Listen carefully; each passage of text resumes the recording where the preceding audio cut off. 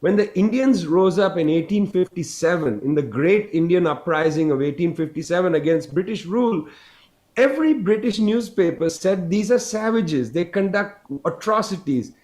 After that war ended, Indians who were caught by the British were strapped to cannons, and the cannons were fired as a warning to others not to fight. I mean, it's a brutal repression of people, and yet that doesn't change the impression of the West as aggressive. The West is always doing things for human rights, and the savages are always wrong. Now, until we're able to convince our international fraternity of journalists not to adopt these kind of colonial and racist ideas, to ask basic questions. Look, the United States killed, I don't know, 1 million people in Iraq in an illegal war. You don't call that genocide, but meanwhile, you're adopting, a US State Department designation to talk about Xinjiang. How do you get that? We have evidence of over 1 million Iraqis killed because of the US war. You never use the word genocide there. And frankly, I don't think the word genocide is useful for that. Genocide has a particular meaning, the attempt to eradicate a people.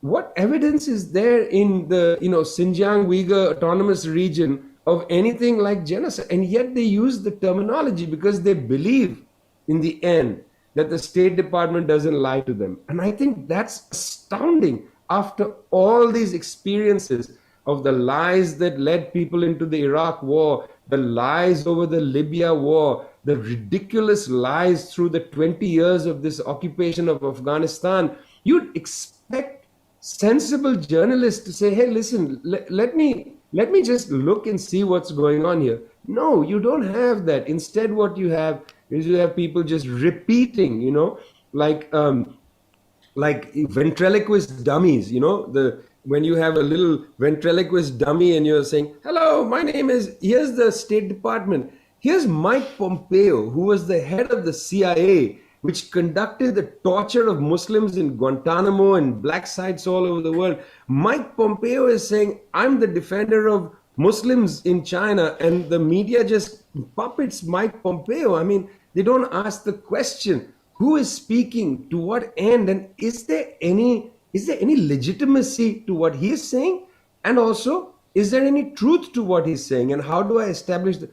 There's no investigation. Lastly, some years ago, a journalist who covered North Korea for many years said, the thing about covering North Korea, the DPRK, the thing about covering that country is that you can say anything about it, and the paper will print it. You can say last year 50,000 dogs were killed in North Korea, and it'll be the front page of the New York Times.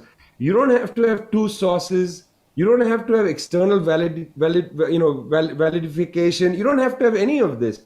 Whatever you say about that country, they'll print it. And I'm afraid the situation is like that now with China, that anything a journalist wants to say about China will get printed. And that's concerning, I think, for journalists. It's concerning for the truth.